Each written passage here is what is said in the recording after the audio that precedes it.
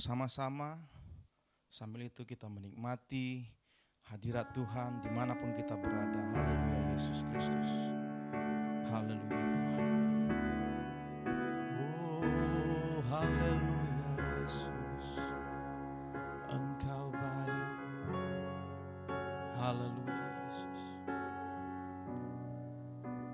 Haleluya Yesus.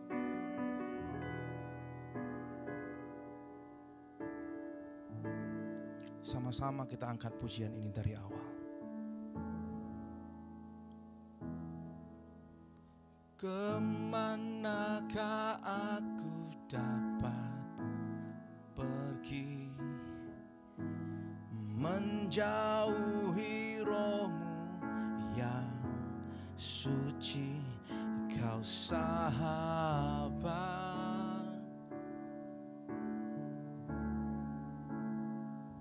dan Kau dekat.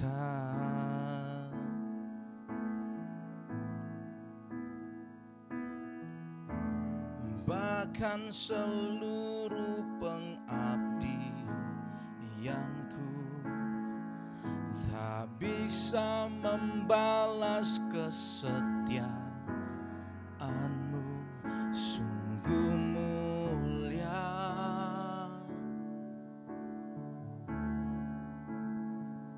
dan berharga. Sungguh besar pengorbanan-Mu bagiku, terlalu dalam untuk dimengerti. Sungguh besar,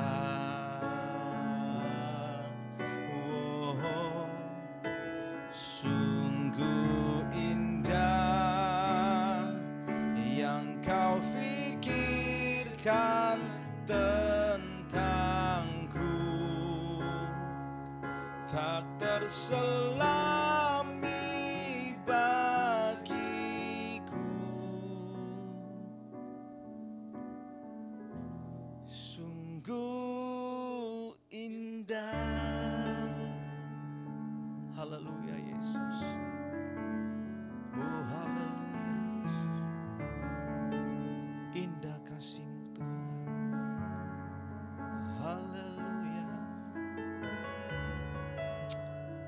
Haleluya Yesus. Oh Kau ajaib dalam hidup kami Yesus. Terima kasih. Haleluya. Kita angkat pujian ini dari awal lagi. Kemanakah aku dapat pergi, menjauhi Roh-Mu yang suci, Kau sahabat,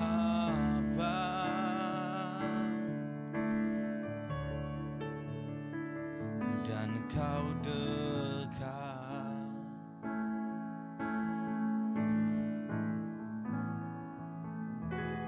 Bahkan seluruh pengabdianku tak bisa membalas kesetiaan-Mu, sungguh mulia. Katakan dan berharga, dan berharga.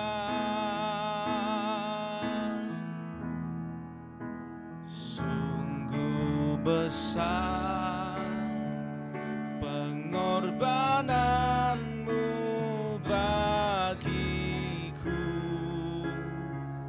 terlalu dalam untuk dimengerti.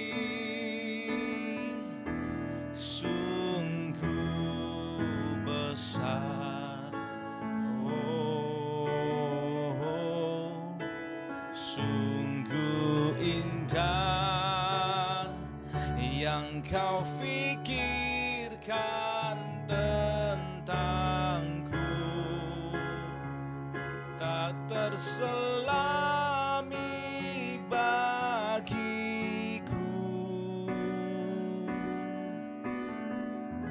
Sungguh indah, Kau sungguh indah Tuhan Yesus di dalam kehidupan kami Tuhan. Kau senantiasa baik Bapa sampai saat ini Tuhan Yesus Kristus. Terima kasih Yesus, terima kasih Bapa. Haleluya, haleluya. Selamat sore Bapak Ibu, di mana pada hari ini kita bisa menikmati kembali cinta kasih Tuhan. Kita bisa bertemu kembali, bersama-sama belajar, bersama-sama beribadah, bersama-sama kita menikmati berkat Tuhan di dalam kehidupan kita. Nah, tema pada sore hari ini di ibadah spesial Jumat Agung ini tidak jauh-jauh dari perkataan Jumat Agung, yaitu esensi Jumat Agung. Dengan kata lainnya, hakikat Jumat Agung. Nah, banyak di antara kita, anak-anak Tuhan, orang percaya, ataupun kita orang Kristen yang masih belum memahami apa itu esensi, apa itu hakikat dari Jumat Agung. Sampai kadang-kadang kita kebalik-balik ya. Jujur ya, kita kebalik-balik, kita salah arti Jumat Agung dengan Hari Raya Paskah, ataupun yang dikenal sebagai Passover, atau bahasa aslinya Pesak. Kita kebalik-balik, kita tidak lihat. Padahal kalau kita pelajari dengan benar, ini adalah dua peristiwa yang berbeda maknanya. Satu adalah Jumat Agung, di mana itu adalah peristiwa ketika Tuhan Yesus mau sebelum disalibkan di Golgota. Peristiwa sebelum itu, sebelum terjadinya, kita lihat dengan peristiwa Paskah. Nah, ini dua peristiwa yang berbeda. Nah, tidak salah Bapak Ibu kalau kita menganggap hari Paskah sebagai momen yang sangat spesial. Karena apa? Karena itu menjadi salah satu faktor yang mendasari iman orang Kristen. Karena hari Paskah itu mengingatkan kita bahwa Yesus pernah mengalahkan maut. Dia bangkit kembali, dia kalahkan maut dan membuktikan bahwa dia adalah anak Allah. Sama-sama katakan amin. Haleluya, puji Tuhan. Nah, jadi kita bisa menaruh iman kita kepada Tuhan Yesus Kristus. Nah, maka dari itu kalau kita lihat sendiri, di mana Rasul Paulus juga pernah mengatakan bahwa jika Yesus tidak bangkit, maka sia-sialah ajaran yang dia sampaikan. Karena apabila Yesus tidak dibangkitkan, manusia belum memiliki kepastian akan keselamatan. Itu bisa kita lihat di dalam 1 Korintus 15 ayat 17. Tapi jangan kita buka sekarang ya, kita nanti catat ataupun kita bisa replay kembali video ini. Ketika kita mau mendengarkan firman Tuhan, kita replay kembali, di mana kita bisa tahu dalam 1 Korintus 15 ayat 17. Nah, Bapak Ibu, namun pernahkah kita memikirkan apa saja yang Yesus telah lewati sampai pada titik itu? Dan juga apakah yang dia harus lakukan untuk agar manusia bisa percaya bahwa dia adalah anak Allah. Nah, kita lihat di sini kalau kita baca firman Tuhan, dia harus berkorban. Bahkan dia melewati berbagai penderitaan sampai puncaknya dia disalibkan. Kalau kita tahu bahwa Yesus disalibkan ketika saat pemerintahannya Pontius Pilatus, di mana di situ rakyat menuntut pemerintah untuk menghukum ataupun menyalibkan Tuhan Yesus Kristus. Nah, apabila kita mengingat kembali bagaimana Yesus dihina, saya percaya beberapa di antara kita, mungkin semua lah, bukan beberapa, pasti sudah pernah nonton film yang namanya Passion of Christ. Amin. Seringkali kalau kita di gereja di GPD Bukit Kemuning, itu dulu setiap tahun kita sama-sama di gereja, kadang kita nonton cuplikannya atau kadang kita nonton the whole movie, 2 jam lebih kalau tidak salah itu. Kita nonton bersama-sama, kita bisa lihat di situ bagaimana film itu difilmkan ketika Yesus disiksa, ketika Yesus dihina, dan saat ketika Yesus diadili. Nah, mungkin ketika kita melihat tayangan itu, emosi kita tergugah. Benar apa benar? Kebanyakan ketika jemaat Tuhan nonton film Passion of Christ, termasuk saya, emosi kita tergugah kan? Kita bisa menangis tanpa kita sadari, kita mengeluarkan air mata, kita merasa sedih. Namun kalau kita pelajari firman Tuhan, bukan itu sebenarnya pesan utama dalam penyaliban Tuhan Yesus. Bukan itu pesan utamanya. Memang wajar Bapak Ibu kita bersedih. Wajar kita menangis. Wajar kita menangis dengan luar biasanya. Namun alangkah baiknya jika emosi itu tidak hanya sekedar perasaan sementara. Kalau bahasanya istri saya, euforia sesaat. Mengerti? Perasaan sementara ataupun euforia sesaat. Contohnya begini, kalau kita baru pulang lagi nonton film action movie, katakan kita ke bioskop, pulang dari nonton film, biasanya kita akan mempraktekkan action movie-nya. Kalau itu film kungfu, kita akan di dalam mobil pun kita akan menggayakan seolah-olah kita di dalam film itu. Seolah-olah kita jago kungfu. Nah, sampai rumah kita lupa. Nah, itu namanya euforia sesaat. Perasaan sementara.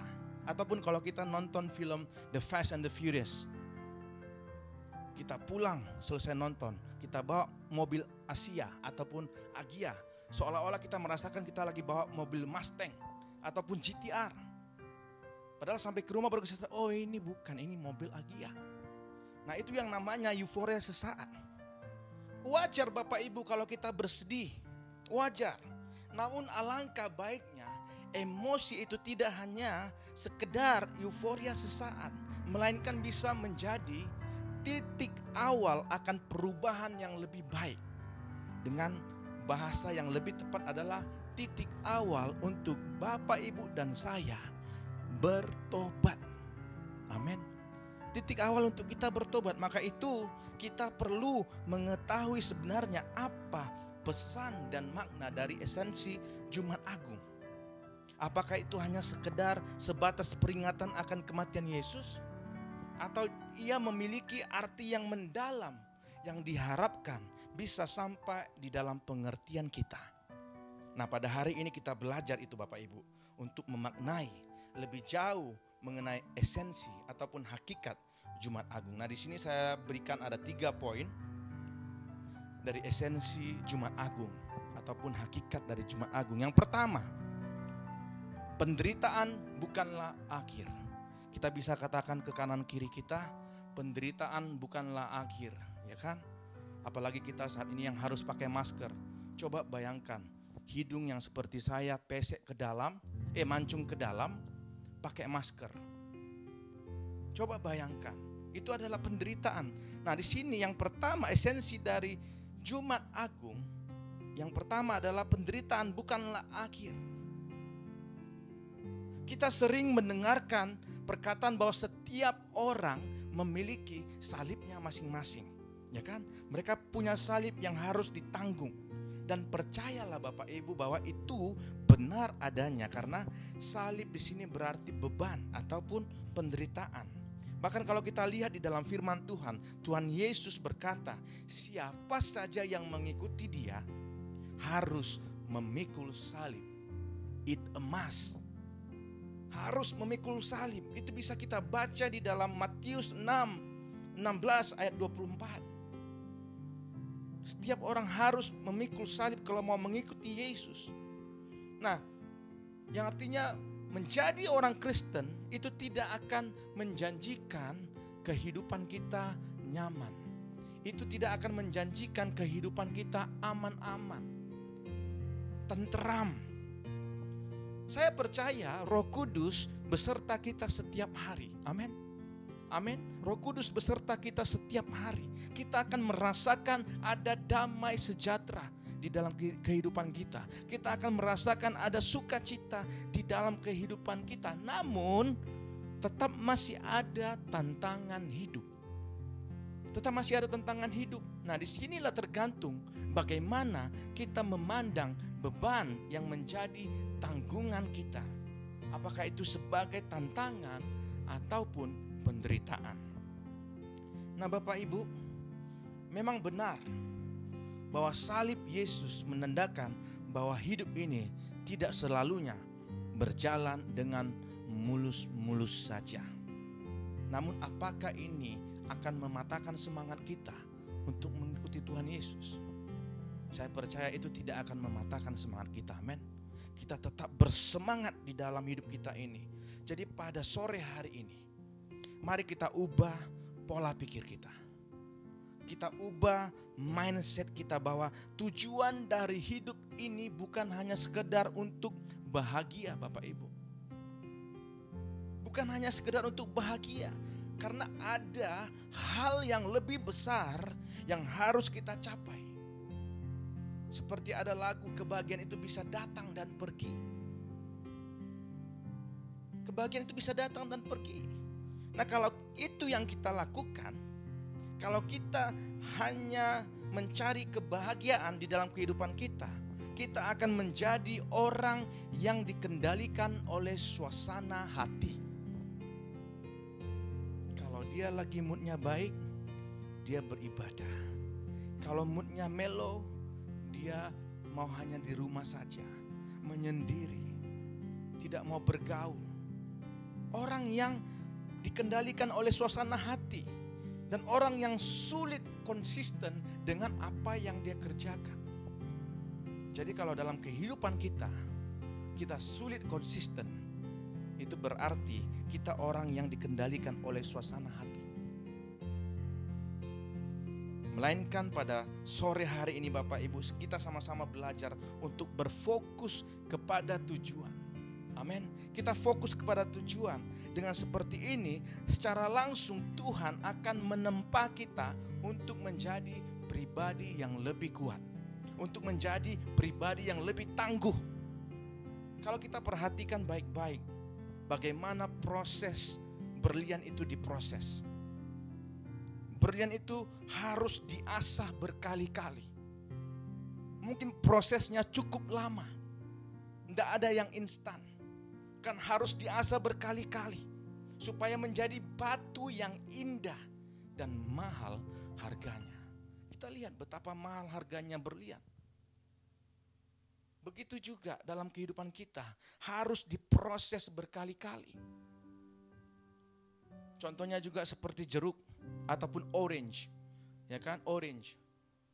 Lebih mahal mana? Orange yang sebiji orange macam itu yang kita beli di Maidin yang seharga Rp2, ataupun orange yang dalam botol yang ada di Starbucks. Kira-kira mahal mana? Pasti mahalan yang di Starbucks. Karena apa? Ada prosesnya. Nah begitu juga dalam kehidupan kita, ada prosesnya. Memang tidak mudah untuk terus berjalan saat suasana hidup tak memungkinkan. Apalagi kita di saat sekarang ini. Kita lihat seolah-olah kita tidak punya masa depan. Tidak memungkinkan. Tapi marilah kita ke kakinya Yesus. Kita berlutut di bawah kaki Tuhan. Amin. Kita cari Tuhan. Tapi marilah juga kita punya mental seperti Ayub. Haleluya. Mental seperti Ayub, kalau kita lihat dalam Ayub 23 ayat 10 dikatakan di situ, karena ia tahu jalan hidupku, seandainya ia menguji aku akan timbul seperti emas. Ini mentalnya Ayub. Nah disinilah kita perlu merenungkan kembali peristiwa penyaliban Yesus Kristus. Jadi taruhlah pengharapan kita di bawah kaki salibnya, amin. Percayalah bahwa suatu saat nanti yang indah itu akan datang tepat pada waktunya Tuhan. Amin. Itu yang pertama, penderitaan bukanlah akhir. Yang kedua, pengampunan. Oh haleluya. Ini yang selalu yang dielakkan oleh anak-anak Tuhan. Pengampunan. Nah di sini dikatakan penyaliban Yesus Kristus ini adalah merupakan bukti kasih Allah kepada kita manusia. Bukti kasih Allah kepada kita manusia kalau kita baca di dalam Yohanes 3 ayat 16. Di situ dikatakan bahwa Allah mau menyerahkan anaknya, the one and only son. Anak yang satu-satunya, anaknya yang tunggal, yaitu Tuhan Yesus Kristus. Karena apa Bapak Ibu? Karena cintanya begitu besar bagi saya dan kita semua, amin. Karena cintanya begitu besar kepada manusia. Dan ia melakukan hal ini karena dia tahu bahwa manusia tidak dapat menyelamatkan dirinya sendiri. Kita tidak bisa menyelamatkan diri kita Bapak Ibu tanpa Tuhan. Kalau kita baca di dalam Amsal 21:2 ayat A, ini manusia.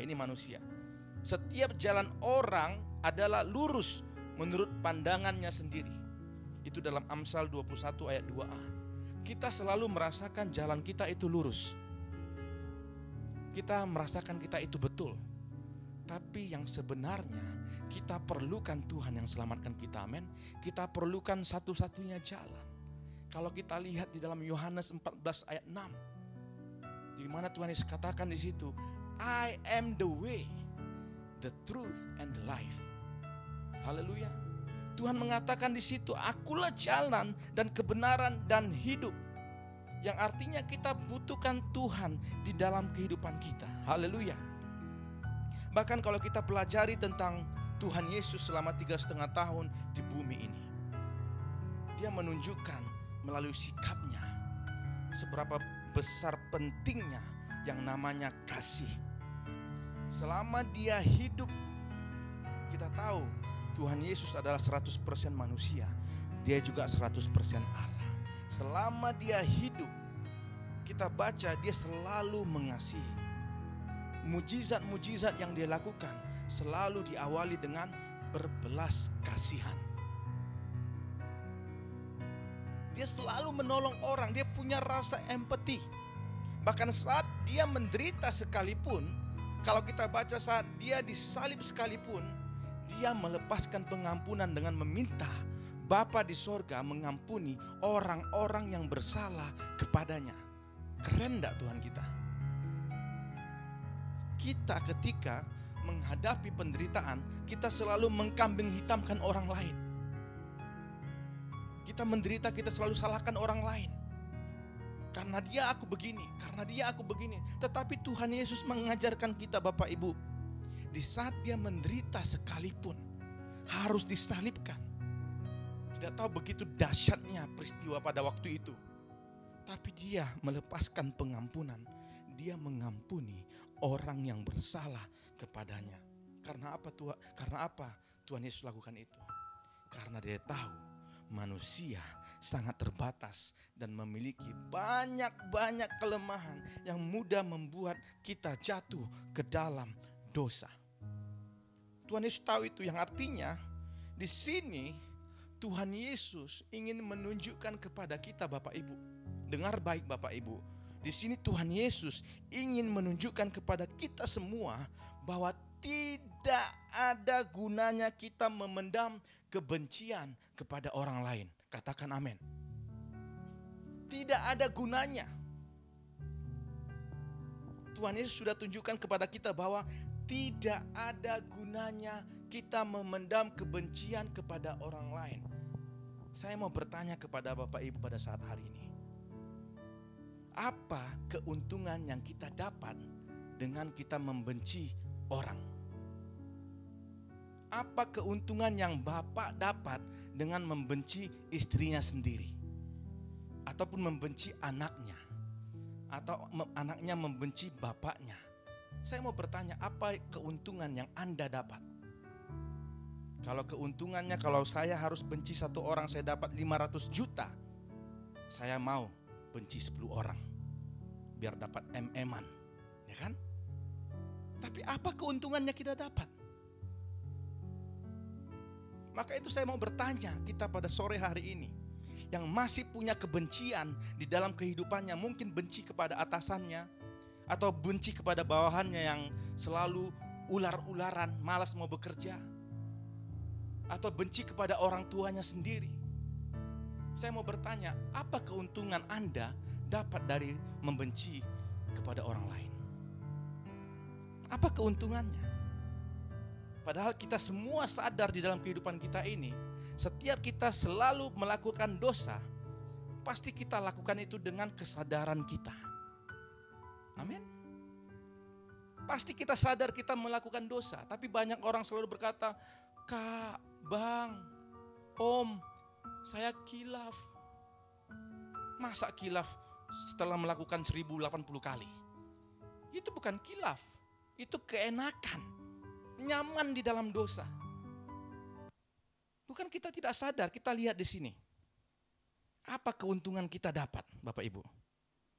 Nah, bahkan sebenarnya kita sadar bahwa memendam perasaan benci itu timbul karena ego kita terlalu besar. Ego kita yang selalu terlalu besar, maka itu kita tidak mau mengampuni orang. Karena ego kita terlalu besar. Ego kita lebih besar daripada Tuhan Yesus. Tidak maulah saya ampuni dia. Nanti saya ini kan pimpinan. Saya ini kan orang tua. Dia kan masih kecil. Masih anak-anak. Ngapain saya minta maaf? Pertanyaannya kembali Bapak Ibu. Apa untungnya? Apa untungnya? Saya juga pernah melewati hal sedemikian. Menaruh kebencian terhadap almarhum bapak saya sendiri. Tapi tidak ada untung. Dia tidak tahu. Bahkan dia selalu menikmati hidupnya, dia tidak tahu. Padahal saya sendiri yang bermasalah. Maka itu mari kita berdamai dengan diri kita masing-masing. Amin.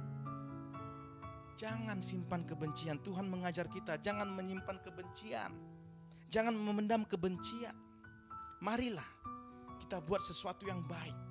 Kita belajar buat sesuatu yang baik. Karena apa Bapak Ibu? Kita lihat di sini Tuhan Yesus sudah memberikan contoh dan teladan bagi kita. Dengan dia merendahkan hatinya. Dia rendahkan hatinya loh. Mengampuni orang yang bersalah. Pada waktu dia sebelum meninggal ini, sebelum mati. Dia merendahkan hati dia. Dan memilih untuk mengampuni. Karena dia tahu, karena Tuhan tahu. Kejahatan, membalas kejahatan dengan kejahatan. Itu tidak akan mengubah apapun dalam kehidupan kita. Itu tidak akan mengubah apapun Bapak Ibu. Yang ada akan timbul kejahatan yang lainnya. Haleluya. Akan timbul kejahatan yang lainnya. Jadi marilah kita balas dengan kasih. Dan ini juga berkaitan dengan salah satu visi kita. Orang-orang percaya, yaitu menyebarkan kasih. Spread love. Amin. Sebarkan kasih. Love God, love people. Kita sebarkan kasih dalam kehidupan kita. Karena yakinlah bahwa kasih itu memiliki dampak yang sangat besar bagi seseorang yang menerimanya. Dampaknya besar. Itu bisa kita lihat dalam 1 Yohanes 4 ayat 7 sampai 21. Maka itu saya sering kali kalau ingat kembali di mana kebaikan yang diajarkan oleh almarhum Bapak Gembala. Ketika bertahun-tahun dia dihina, dia selalu berkata begini, kalau kita punya penderitaan belum sampai seperti levelnya Yesus, berarti Tuhan selalu sayang kepada kita. Dia memberikan kita kekuatan, jangan kita balas. Jangan kita balas, balaslah dengan kebaikan. Balaslah dengan kasih. Kasihilah mereka. Dan pada satu waktu mereka akan berubah dan melihat ada kemuliaan Tuhan di dalam kehidupan kita. Maka itu kita lihat setiap kali di gereja kita GPDI Bukit Kemuning. Di situ diajarkan, diingatkan oleh Bapak Gembala bahwa kita harus punya kasih di dalam kehidupan kita. Dia selalu katakan kepada jemaat Tuhan, I love you all. Karena dia mengajarkan. Saya mau bertanya Bapak Ibu, khususnya jemaat Tuhan GPDI Bukit Kemuning, saya mau bertanya, ada enggak di mana-mana? Saya enggak tahu, ini yang saya tahu karena ini gereja almarhum Bapak Gembala. Saya mau bertanya, adakah di mana-mana gembalanya sendiri turun lapangan untuk hantar jemput jiwa-jiwa sebelum mulai ibadah. Itu bisa kita lihat, dia praktekkan itu bertahun-tahun. Bahkan sampai Tuhan panggil dia masih hantar jemput jemaat. Berarti dia mengajarkan kepada kita yang masih sampai sekarang ini belajar mengasihi, belajar mengayomi. Amin. Belajar mengasihi. Karena apa Bapak Ibu? Kalau kita memiliki iman, kalau kita memiliki pengharapan, tapi kalau kita tidak memiliki kasih, maka semua itu sia-sia adanya. Karena yang paling besar di antara itu adalah kasih. K-A-S-I-H, kasih. Kalau bahasa Melayu bilang K-E-K-S-I-H-C, kasih. Itu yang terpenting. Bisa juga kita lihat di dalam 1 Korintus 13 ayat 13. Nanti kita bacakan di rumah. Puji Tuhan. Yang ketiga, tadi yang kedua tentang pengampunan. Esensi dari Jumat Agung yang kedua adalah pengampunan. Yang ketiga, yang terakhir, membangun mentalitas pemenang. Ayo kita bangunkan teman kita kanan kiri yang mungkin sudah tertidur. Bangunkan, membangun mentalitas pemenang. Nah, seseorang hanya bisa dikatakan sebagai pemenang apabila ia berhasil melewati tantangan atau ujian. Amin. Seseorang itu hanya bisa dikatakan pemenang kalau dia melewati tantangan, dia melewati ujian. Saya sekarang lebih senang ada main satu game di dalam handphone saya, smartphone saya. Aplikasinya namanya Badminton League. Nah, itu ada level-level tertentu yang kita harus lewati. Nah, saya sekarang di level All Star.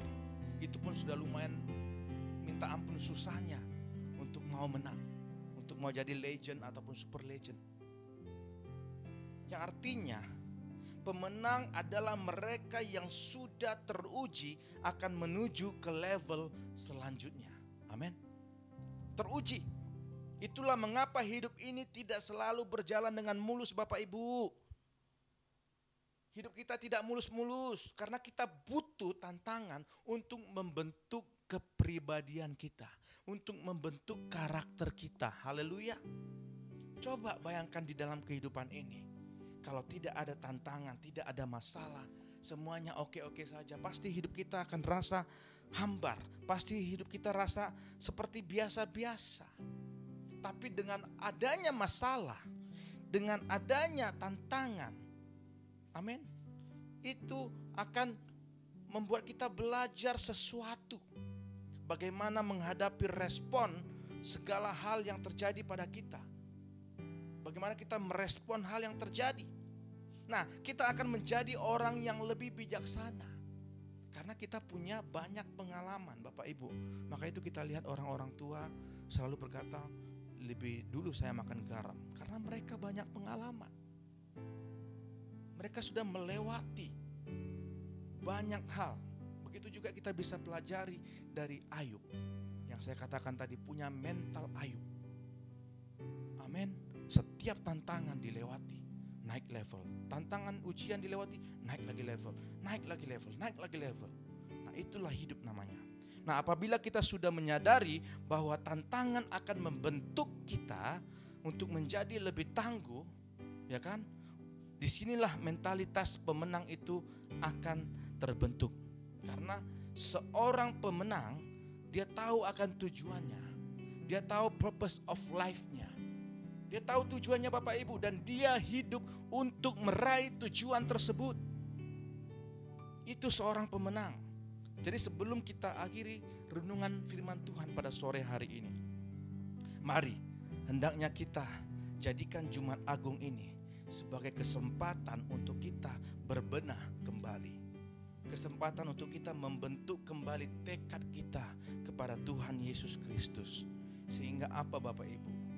Jumat Agung ini bukan hanya sekedar sebagai peringatan, melainkan kita dapat menjadi awal pembaruan bagi kita orang-orang yang percaya di dalam Tuhan Yesus Kristus.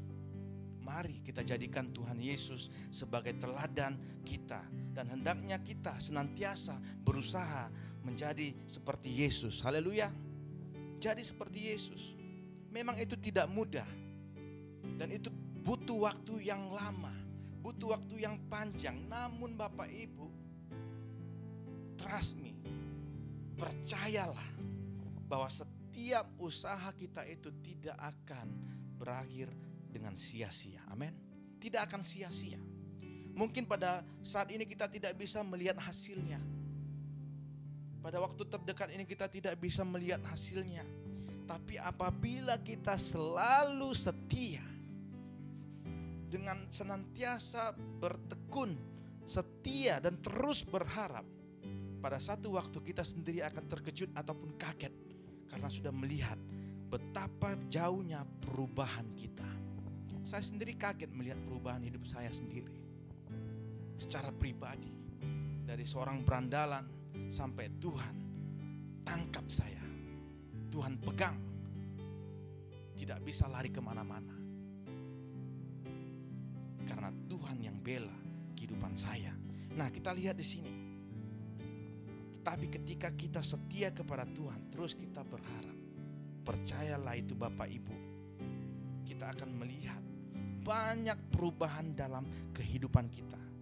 Dan jangan jadikan itu sebagai beban Bapak Ibu, melainkan kita cintailah setiap proses pertumbuhan kita. Amin. Cintai setiap proses pertumbuhan itu. Jadi ingat Bapak Ibu, hidup ini adalah sebuah proses. Sama-sama katakan proses. Proses. Hidup ini adalah sebuah proses. Karena apabila kita tidak menikmatinya, kita tidak akan pernah merasa bahagia. Jadi kita harus nikmati hidup ini. Kita akan rasa bahagia kalau kita menikmati hidup ini. Jadi jangan takut gagal. Amin. Jangan takut gagal. Dan tetaplah kita bersyukur selalu akan segala hal yang kita punya. Amin. Kita bersyukur selalu di dalam segala hal. Karena Tuhan tahu apa yang terbaik buat anaknya. Dan percayalah, apapun yang terjadi, Dia tidak akan membiarkan kita jatuh sampai tergeletak. Puji Tuhan, demikian firman Tuhan pada sore hari ini. Mari kita tundukkan kepala. Kita sekali lagi berdoa. Terima kasih Yesus atas kebaikan-Mu di dalam kehidupan kami pada sore hari ini Tuhan Yesus Kristus. Kami percaya Tuhan, Engkau selalu nyata di dalam kehidupan kami, dalam jalan-jalan hari kami Tuhan Yesus Kristus. Kami percaya Tuhan, Engkau sudah menolong kami Bapa. Kami mengucap syukur atas kebaikan-Mu Tuhan Yesus Kristus. Kau tetap berkati kami Tuhan Yesus Kristus. Di dalam kehidupan kami Bapa, kami percaya Engkau Allah yang sudah pelihara kami sampai saat ini Tuhan Yesus Kristus. Terima kasih Bapa, biarlah firman-Mu Tuhan tertanam dalam kehidupan kami, menjadi kekuatan bagi kami, menjadi nafas bagi kami Bapa, menjadi acuan dasar hidup kami Bapa. Terima kasih Yesus akan firman-Mu. Kami mengucap syukur pada hari ini di dalam nama Tuhan Yesus Kristus. Haleluya. Amin. Puji Tuhan.